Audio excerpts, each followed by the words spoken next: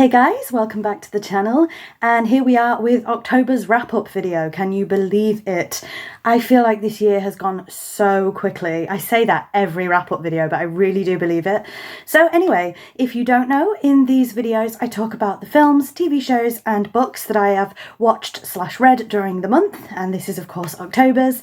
Shameless plug, as always, but of course over on my video gaming channel, Ember Games, I discuss all of the video games that I've bought and played during the month as well. So if you'd like to hear about video games, please head on over to that channel and check that out. If not, let's start with the wrap up here. So films.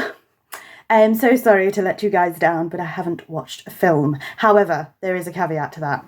I don't know when you're going to be seeing this video, but for full transparency, I am recording it on the 27th of October, so a little bit early. I am hoping to watch some films for Halloween around the Halloween time, so they are going to be in next month's wrap-up if I end up watching them. So I think I will actually end up watching a couple of films in October. You're just not going to hear about them in this wrap-up. You will hear about them in next month's instead, because for various reasons I'm having to film this wrap-up early. But yes, no films currently, but we're only on the 27th of October when I'm recording this, so maybe there'll be a few more, but you'll hear about them in November. Anyway, let's talk about TV shows. The Penguin I haven't seen yet, but I do want to see that. So we are going to be watching The Penguin soon. Hopefully you'll hear about that in next month's wrap-up. But it is on my radar, I just haven't watched it yet. Let's actually talk about the TV shows I have watched. And they're all American Horror Story. So, American Horror Story Asylum, we finished this month. We started Coven and finished it. Freak Show, we started and finished. And we've just started Hotel. So at time of recording, we're on episode 2 of Hotel. So we're very, very newly into it. Now, I have said before that I have watched all of the American Horror Story seasons. Hold your horses. I don't think I've watched New York City. So I've watched all of them except from New York City, but this is my husband's first time watching American Horror Story. So I will give you maybe his thoughts a little bit more than mine, but mine have changed. Asylum, he wasn't keen on at all, really. He enjoyed it for what it was, but it wasn't his favourite, which is absolutely fair enough. I used to rate Asylum quite highly. I don't anymore. And I'll explain why in a minute. So Coven is my favourite season. Of course it is. Listen, I know that that is an answer that everybody gives. I know it is. Yes, I'm generic. But it's witches and it's Stevie Nicks. Of course it's my favourite. You know what I mean? That's just me, isn't it? So I still love Coven, of course. My husband, thankfully, really liked it as well. But it's not his favourite. Freak Show is his current favourite. He really liked Freak Show. Now, I used to dislike Freak Show a lot. In fact, I would put it nearer the bottom for the core 4, I call them. So, of course, Murder House, Asylum, Coven and Freak Show were the core 4. And I used to put Freak Show right at the bottom. I'm actually putting Asylum at the bottom now. This would be my third watch of Freak Show, and for some reason I appreciated it so much more this time around and ended up really liking it. So my new ranking for the core 4 is probably Asylum at the bottom now, and I know that that's going to upset a lot of people, but that's just how I feel. So probably Asylum at the bottom now, then Murder House, then Freak Show, and then Coven. And I'm just as surprised by that, but I remember people used to talk about how much they loved Freak Show. And I just didn't like it at all. What are you talking about? Now I get it. Now I do get it. And again, it's my husband's favourite season so far as well. But like I say, we are watching Hotel. Hotel is probably my second favourite season. So we'll see if my opinions have changed on Hotel as we go on as well. But yes, talking a lot about American Horror Story. If you know, you know. And I am going to just say here, we might not be watching every single season. So American Horror Story is an anthology show. Again, that's going to upset a lot of people. I would never usually watch season 1 and 3 of a TV show and skip out 2. But I think with American Horror Story, it's safe to do that, apart from certain seasons that link, which I can't talk about in case my husband's watching. I don't want to spoil it for him. But there are a couple of seasons that I really just despise, and I don't want to put my husband through them because I know him and I just know he's not going to like them. So we might skip them. So if we skip your favourite season, I am very, very sorry, but I don't want to go through it again and I don't want to put him through it. So we'll talk about that a bit more as time goes on. But that's actually all of the TV shows. So let's finally move on to books. So the first one, I finished The Witch's Daughter by Nina Borden. I spoke about this a little bit in last month's wrap-up.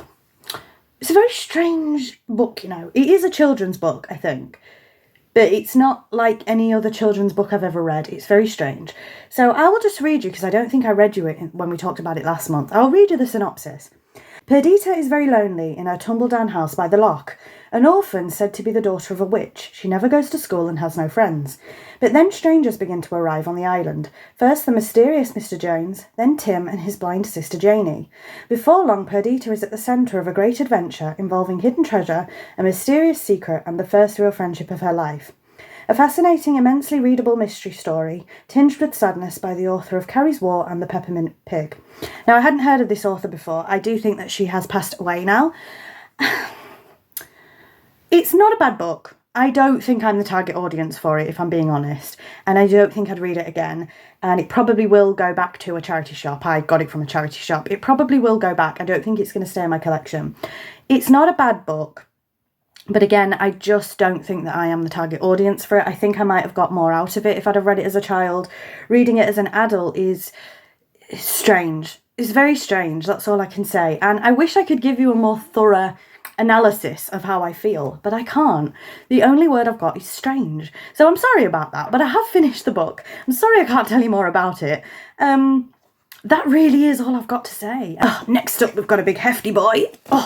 The Hunger Games Illustrated Edition.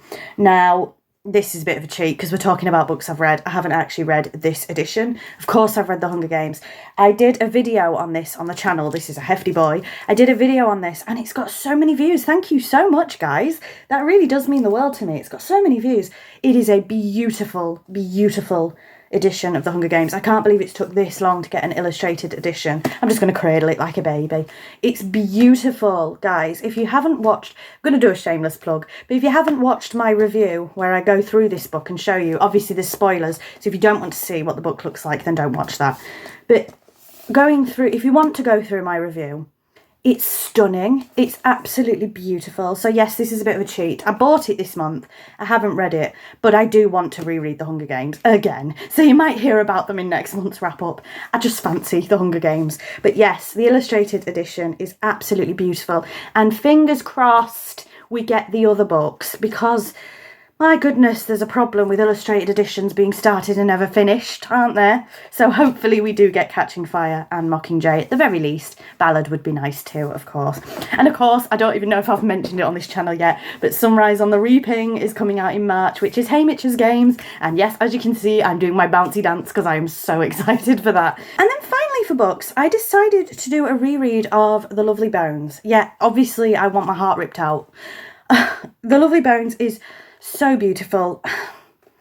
I can't. I actually can't. I don't know why I decided to read a book that I can't talk about in a wrap-up.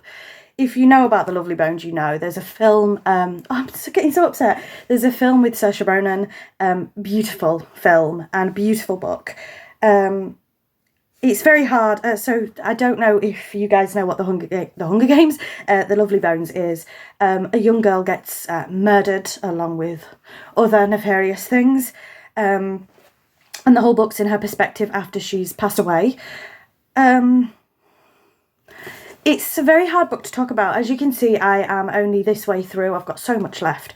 It just holds a very special place in my heart. Having dealt with certain things that I am not going to discuss on this channel, it's a hard read, but a necessary one, I think. It's beautiful. It's an absolutely beautiful book. I'm a mess. I'm an absolute mess. I can't talk about this book. I've just realised that I can't talk about the book, and that's a bit of a epiphany, I suppose you would say. But it's...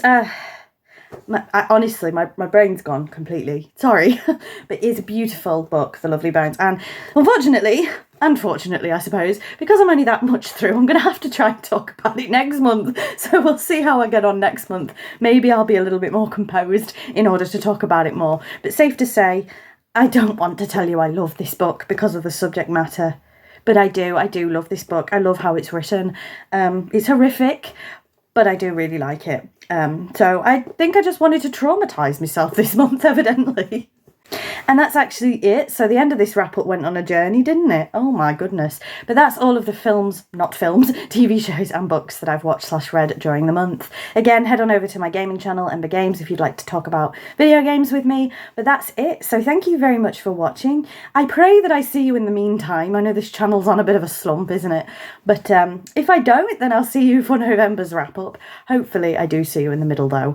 There's a lot of things happening in my personal life which I'm not ready to discuss just yet, but I will discuss them as time goes on. So please bear with me as always, because I'm just going through life, you know, and YouTube has to take a back seat sometimes. So thank you very much for watching. Please don't forget to like, comment, and subscribe if you like this kind of thing, and I'll see you all soon. Bye bye.